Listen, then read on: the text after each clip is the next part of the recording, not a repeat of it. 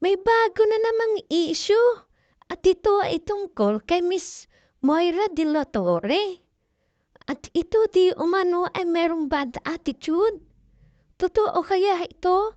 At sa katunayan, ito ay in-unfollow sa IG ng kanyang mga kaibigan tulad ni Eric de los Santos at Samuel B. at si Casey pa nga daw. Samantalang sa katunayan, ito daw si Samuel B.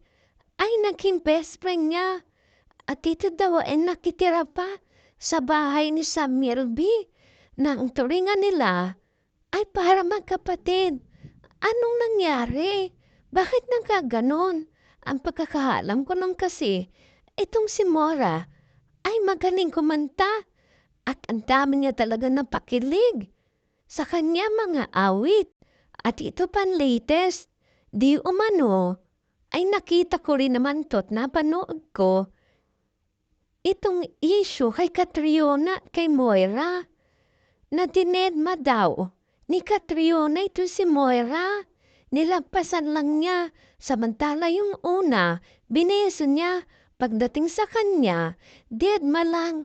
Tapos kay Miss Maricel, hinawakan niya ang kamay at ito siguro ay bilang pagrespeto. At samantalang nung kay Kai, ay nginitian din niya. Bakit ganon? Ano nangyari?